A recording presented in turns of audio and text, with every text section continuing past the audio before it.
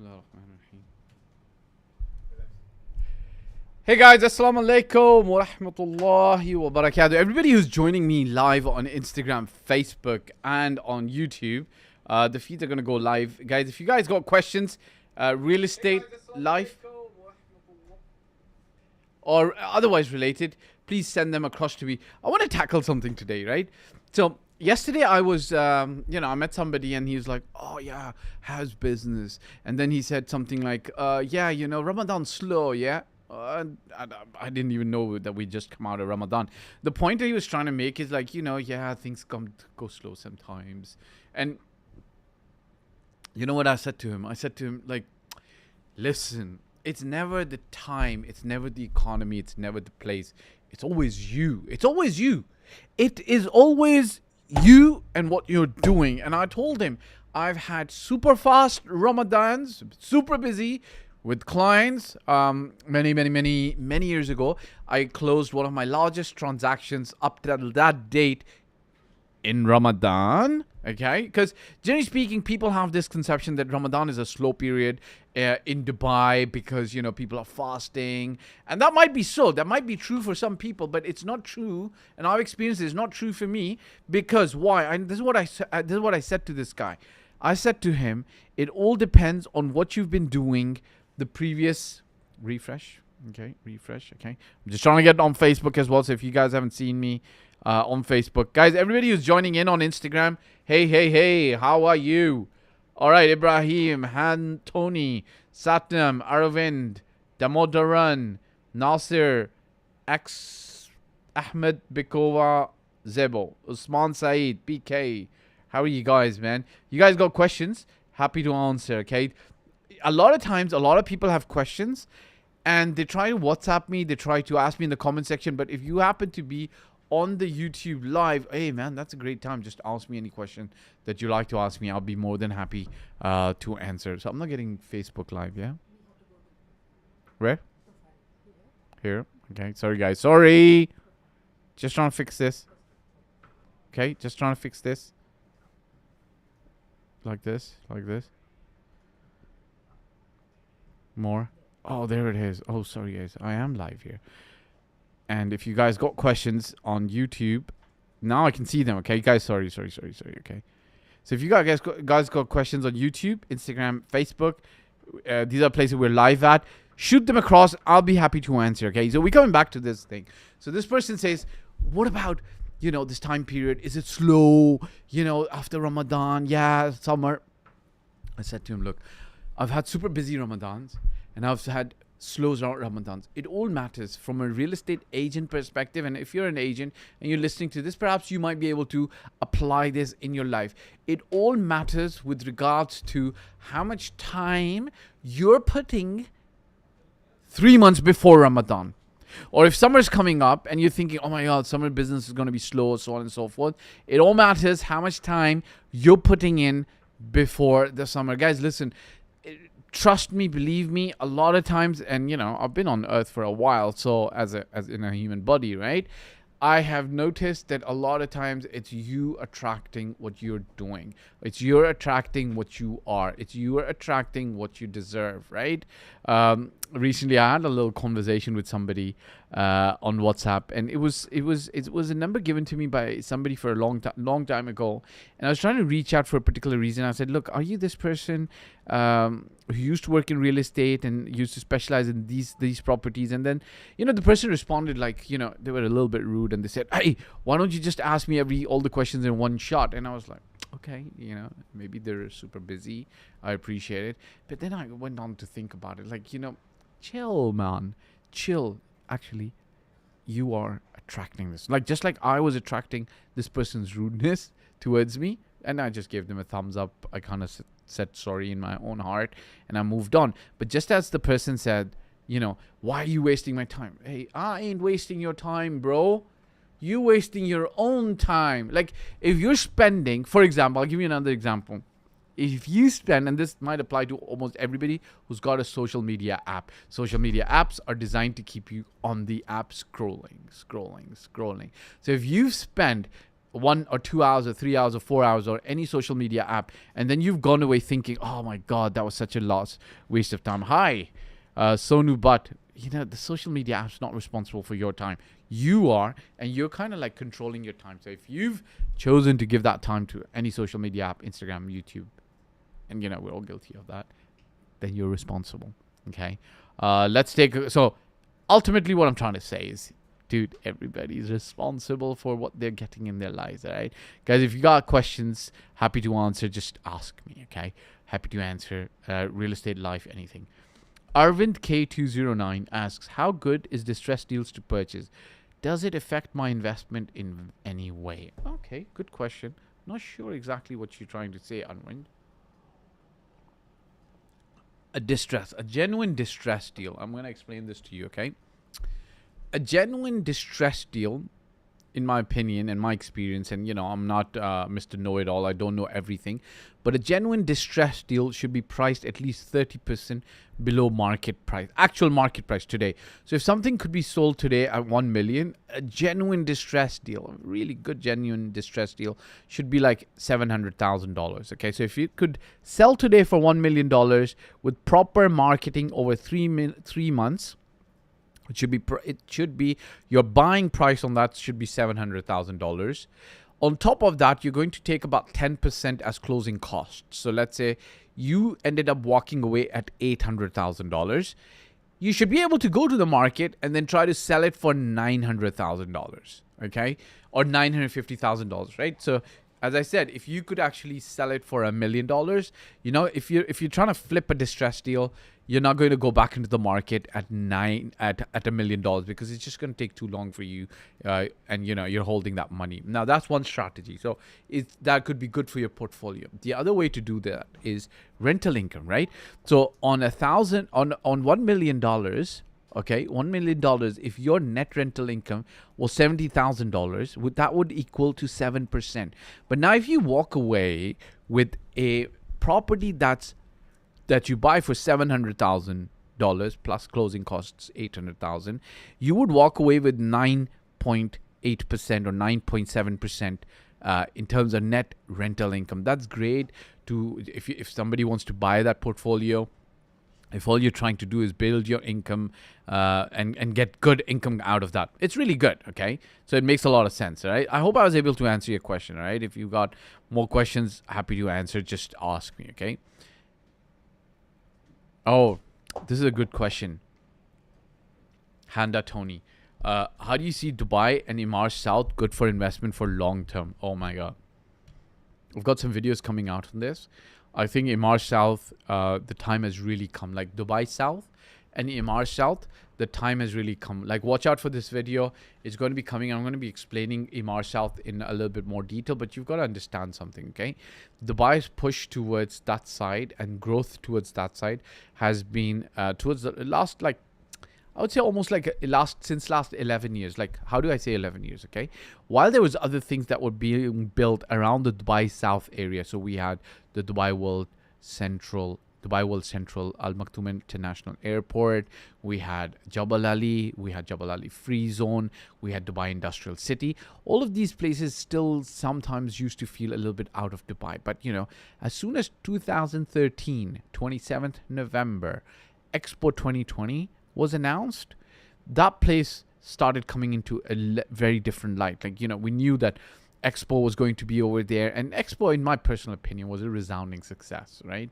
A lot of people visited. Like, at least we saw locally, even with the pandemic and everything, a lot of states of heads visited, lots of people from around the globe visited, lots of people from Dubai visited, and it was a very nice event to visit, right? It was kind of nice. And then all that infrastructure is not going to waste. They're actually building real estate around it for people to live, work, play, and go to the office there. So Expo 2020 has its own metro station, which means connectivity to the rest of Dubai is very good. Well, it's good. I'm not going to say very good, but good. And then beyond that, Dubai World Central has this thing called another metro station, right? Which I think is operational or is going to become operational. So Dubai South, Imar South, that was launched about 5-6 years ago. That time has now come. Like, if you invested 5, 6, 7 years ago, you really were in a waiting period. Now, if you're going to invest over there, it's going to be very, very good. Like, Still today, if you get into something by Emaar in Emaar South, you're going to get a great deal. Emaar is putting in goodies for you to be able to purchase their townhouses. I'll give you an example. Recently, Emaar launched townhouses which were 3,000 square feet. Okay, so let me give you an actual example of how this worked. They launched 3 bedrooms and 4 bedrooms, and this is the good part. Okay, their 4 bedrooms has 1 full bedroom downstairs with an attached ensuite bathroom where you can shower all over. Okay, so it's an attached bathroom. Great news. Then if you go a little bit further out, on the second floor, there's 3 full bedrooms. Emaar doesn't do this. Generally, Emaar would give 1 full bathroom to the master, and then the other 2 bedrooms would have a Jack and Jill, so a shared bathroom or a bathroom outside. End of story. These other 2 bedrooms on the second floor have their own bathrooms, right? Ooh. Guys, everybody who's joining in, welcome, okay? Assalamu alaikum. Hello, good morning. Ashish, Ian, Linko, Genius, Metal, Sunken Root, Marjub Bushi. Sometimes I kind of find it difficult to announce your names, guys, because your names are... So check it out. Lucky to be, I'm coming to your question, okay? So check this out, right? Second floor, 3 bedrooms. Third floor, second floor, ground floor, full bedroom, big kitchen. Not one of those teeny tiny kitchens that you find in the regular townhouses, which are 2,200 square feet. Big kitchen, closed, square, right? Then you go to the second floor, 3 full bedrooms with full bathrooms. Then the top floor has a full, they're calling it a family lounge, but it's really a full bedroom with a full bathroom and a terrace, right? And you can actually close off a lot of the space on the second bedroom. You're going to need permission from Emaar to be able to close it, and you're going to pay some money for that, maybe about 150,000 dirhams. You can actually extend the terrace on the top to actually have a bigger area. So it can be a penthouse upstairs, it can be a man cave upstairs, it can be your master bedroom upstairs, depending on how many children you have, how many pets you have, how you live, and what's your lifestyle. If you got older in-laws, parents, guests, they've always got the guest bedroom downstairs. Emaar does not do townhouses which are 3,000 square feet. Okay, understand this. When anybody goes to Emaar to buy a townhouse and they say, yeah, your 2,200 square feet townhouse is a little small. You know what Emaar salespeople do? Yeah, you want community, we're the best. And I remember when we used to go to Dubai Properties, this was many, many years ago, their salespeople, at that time, they used to say, hey, if you want a great community, go to Emaar. If you want a bigger room, come to Dubai Properties. Dubai Properties doesn't exist as an entity on its own at the moment. It's under the Dubai Holding brand. But they used to say, if you want a bigger room, and it was true. You walk into an Emaar property in Arabian Ranches, Mira, Arabian Ranches 2, and you start feeling it. Like, the entryway, the rooms. Like, I'm talking about the regular property, right? The more affordable. Now, it's in quotes. But the starting points, right? You'd feel that the rooms were slightly smaller because Emaar had this big brand. They could sell you on the community. Fine. Now, people are asking, Emaar South, is it good? Is it not good? Should I go there? Should I not go there? Well, look at what the developer is giving you. They're giving you extra space to entice you, to encourage you.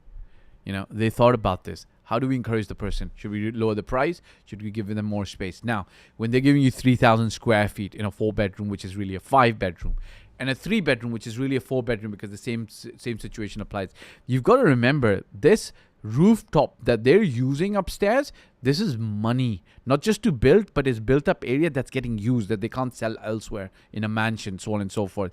Now, when somebody says to me, it's not a little bit expensive there in Emaar South, 3.115 million OP. Listen, first of all, it's not 3.15 OP.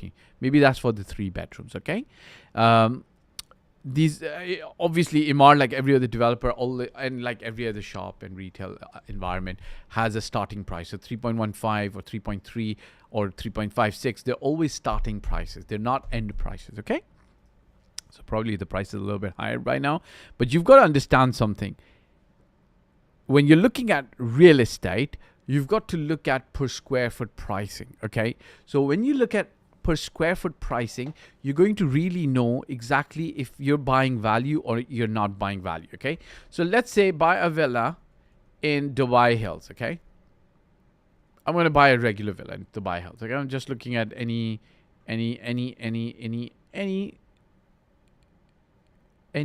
ad right now, okay? So I just want to do comparison pricing for you, okay? So when you go, let's say I'm not looking at the 35 million villas.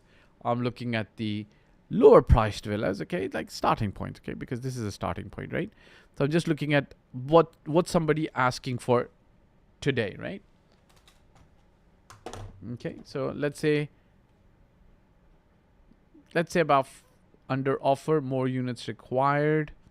Okay, prime location. So let's say about 4.1 million. Okay, so let's say 4.1 million. I would reckon is an actual genuine price for a resale villa, sunset views in Maple 2, and the actual square footage. Okay, the actual square foot price is 1,800.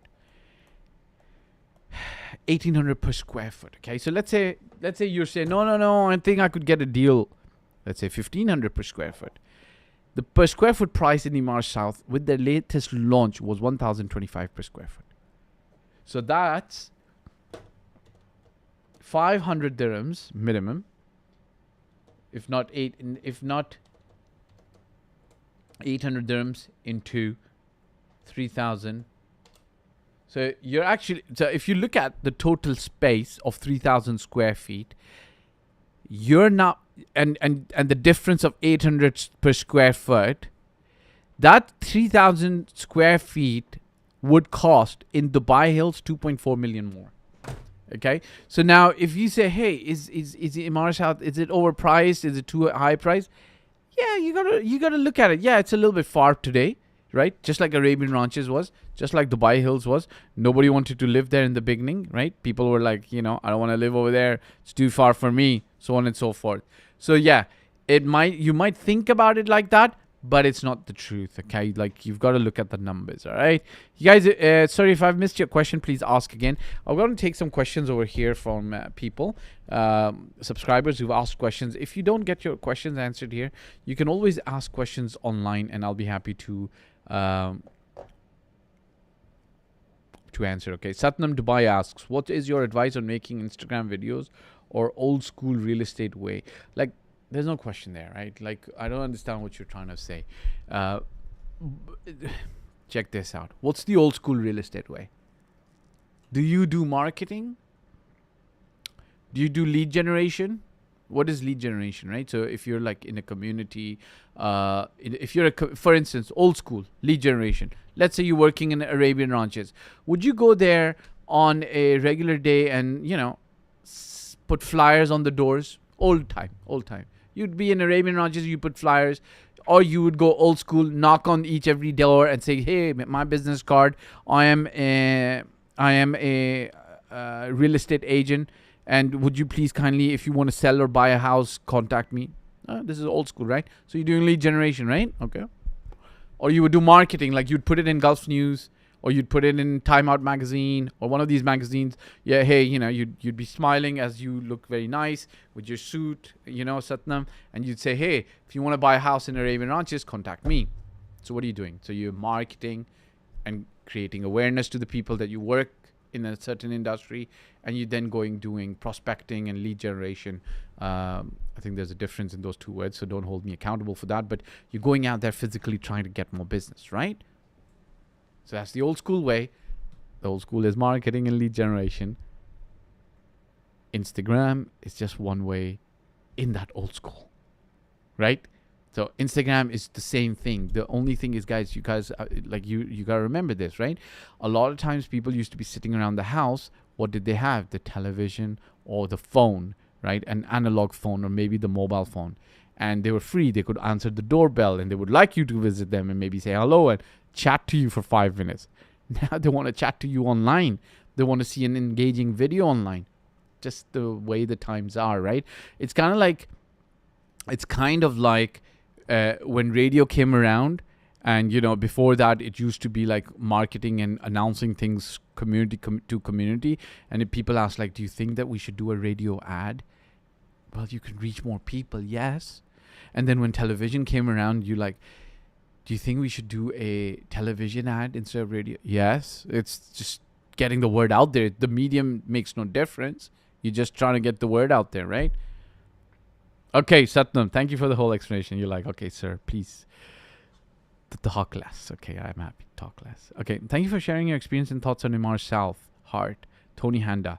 Hey, Tony, if you're an investor, let us help you invest. Okay, and I'm happy that you're able to get some value out of it. Okay, Hatumus Fahd is the best. Hatim, thank you very much. I appreciate it. Everybody who's joined, King Shuhaib, Shirani, Tariq Khurshid, hey, welcome.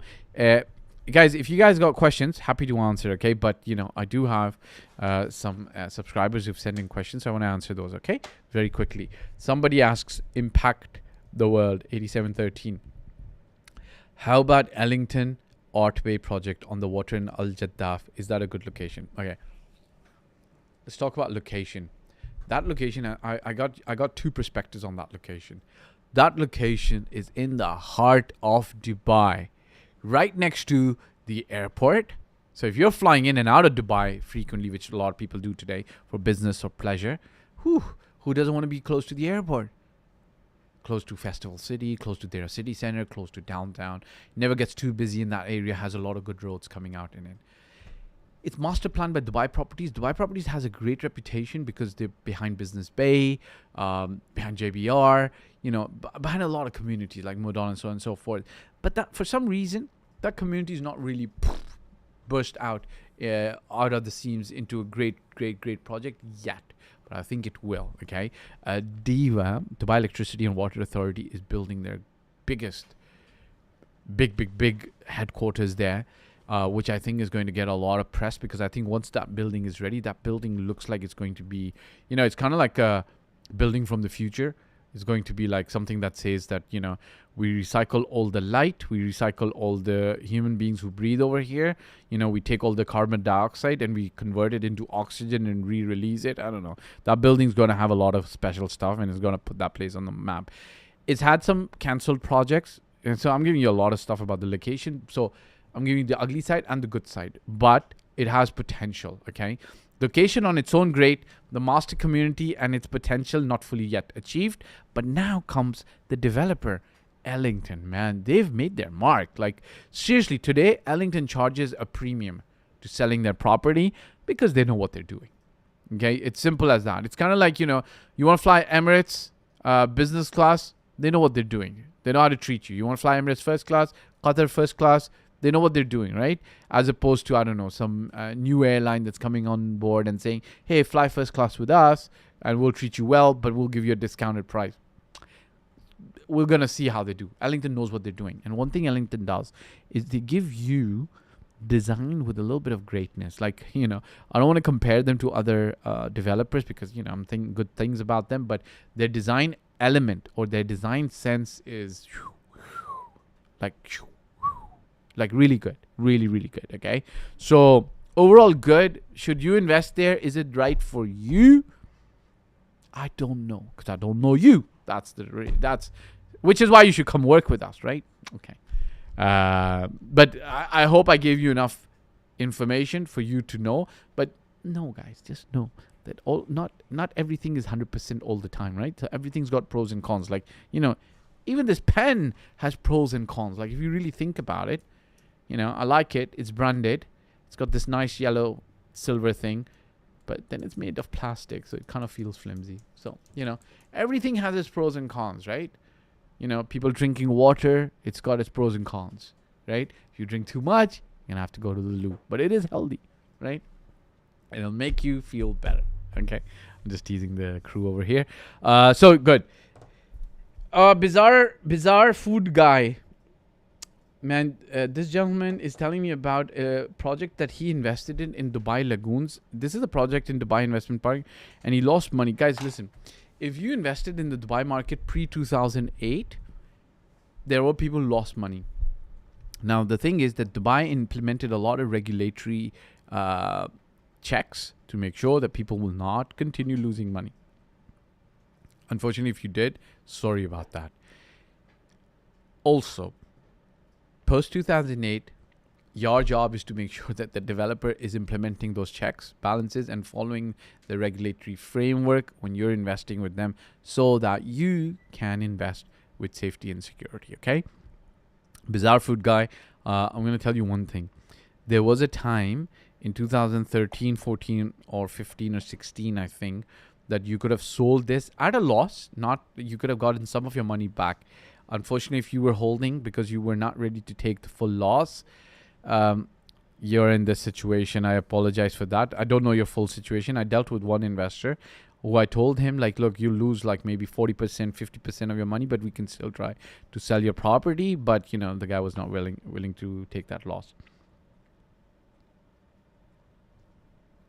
Somebody asks, what are your thoughts on Damac Hills?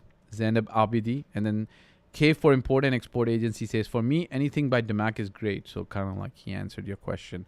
But then we know that K04 Import and Export Agency is an agent, because then in another comment, we know that you're an agent. So look, Damac Hills is good. Very, very good. It was Damac's first master plan community.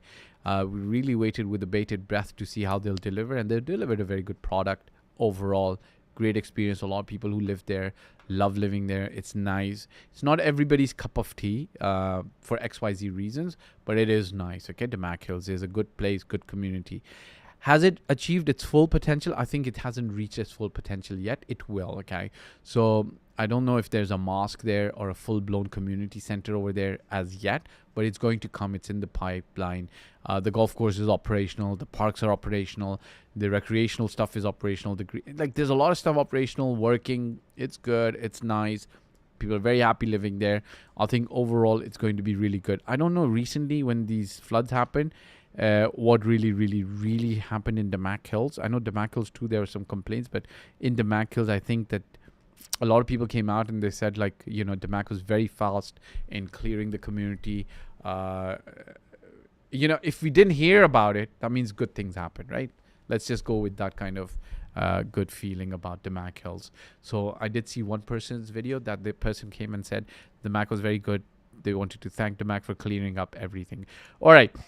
Somebody says, so this is a comment with respect to you're not a butler, you're an advisor. So somebody says, I think it all depends on the type of client relationship you have. Some clients are now family to me, and picking them from airport is normal. Yeah, that's okay, right? So your client becomes your family, and you can, of course, pick them up from the airport. You can fly with them. You can go to their weddings. You can invite them to your daughters and sons' wedding. Then that's completely different. That's not what I was talking. I was talking about in general, where people are clients. They expect you to service them. Your expectation from them is to give them the best advice in real estate. Their expectation should not be that you're going to be the best taxi driver, and you're not providing them the best taxi service. Your job is to provide them the best real estate experience. The other things are add-ons. If you've got a great relationship and a good relationship with them, go ahead, go for it and do it. All right, guys, thank you very much for everybody who joined in on today's live. I'm going to say goodbye for you now. There's one question. How do you deal with sellers who keep increasing the price as soon as you send them offer? They were asking. Satnam. Okay, let me answer this question. Last question, okay? Hopefully last question. How do you deal with sellers who keep increasing the price as soon as you send them offer? They were asking. Look, Satnam, it's very easy. Well, I'm not going to say it's easy. Let's start with who you're dealing with, okay? Generally speaking, the problem in this scenario is, I'm going to take any community. Let's say Arabian Ranches, okay? Or Modon. When there are like 1,500 agents working in a community like Arabian Ranches, and you've got everybody, right? You've got the super experienced ones who know what they're talking about. You pick up a villa and they say, hey, we sold this 3 times already, right? Because they've been in the market 10, 15 years. You've got the younger blood so they've got their relationships at that level. You've got the younger blood that's 5 years and younger, okay? And then you've got the guys who like less than 2 years or less than 1 year, right? And everybody's competing kind of like for the same listings. Now, what happens at the top level? The top level have great relationship with the sellers or the buyers, and the people actually call them and they say, hey, they've seen their kids grow, And, they've attended weddings and they'll be like, hey, man, Fahd, how are you, man? Just, the kids are now gone to university, 5 rooms, we just kind of like feeling lonely. We want to move to the beach now, man. And they call him and they say, we want to put the house for rent or for sale, whichever is best. Tell us what we should do. We want to go and live on Palm Jumeirah, When the kids come, they can stay with us in the same building in an Airbnb, blah, blah, blah. Okay. This guy knows these guys are serious about the sale. They're motivated. They're going to take his advice. He signs them up exclusively. He sets their expectations. Hey, guys, when do you want to sell? Hey, take a year. We're not in a rush. Let's price it a little higher because the market's going up. We're going to catch the market. But I'm going to tell you, I'm going to warn you, right? If your villa price today is 9.6, we're going to price it at 10.5. But I'm going to get you best offer. If you get something at 10.1, 10.2, 9.8, we're selling and running. Hey, man. Okay, cool. You already worked with them. You already set their expectations. Now comes the other guys who the sellers are talking to tons of agents. The last 2 years, 20 agents have been calling them. Hey, do you want to sell your villa? Do you, they have no relationship. And then you're one of them, Satnam. They call you. Satnam, we want to sell our villa. Okay, I'll take your listing and put it online. You got no relationship with them. You didn't build a strategy with them. You didn't understand them, perhaps. And now you put it in the market. Hey, what's your best price? Now you're thinking he wants 9.5. And he's not going to tell you 9.5 he's happy. He's going to tell you I want 10.2. Now you're trying to squeeze him down. You're going to tell him, no, 10.2 is a waste of my time, your time, blah, blah, blah. This is how the market operates here, not in the rest of the world. You're going to try to price at 9.6, 9% so you can sell it. But while you're trying to sell it, the other agents were calling me, hey, sir, this guy Satnam, what he knows? He doesn't know nothing. What he's telling you, this price, wrong price. I sell your villa for 10.5. Or, let me do a British accent. Yeah, this guy doesn't know what he's talking about. Oh, I just sold your neighbor's villa for 10.5 million dirham, blah, blah, blah, blah, blah. I don't care, right? And I'm not being racist or stereotypical here, but you've got all those things happening, okay? Good, bad, ugly, from all sides on the agents, right? So the other agents are trying to break your exclusivity. The other agents are trying to fill up the landlord and seller's head with nonsense, all because you don't have that relationship. So how do you do this? Okay. First of all, you establish a good relationship. Try to take it on an exclusive basis. Remember, if you work with 3 villas, it's better than trying to work with 30 non-exclusive or 10 non-exclusive. Then when you get an offer, you've got to get things in writing. Take it to the seller, put it to them in writing, right? Talk to your seller every day. Tell them what's going on, man. Hey, man, I'm getting this offer. I'm going to do this viewing.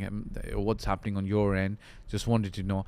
And then they'll tell you, man, this agent from XYZ Properties Company called me. He said, we could get 10.2. So say, yeah, very good. Give me that agent's number, man. It's good. I'll get you 10.2. Call the other agent.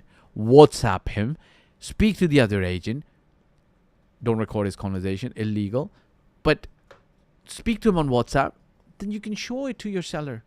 Hey, look, man, this is my conversation with the seller, with the agent, and the agent's gonna be like, I don't have anybody.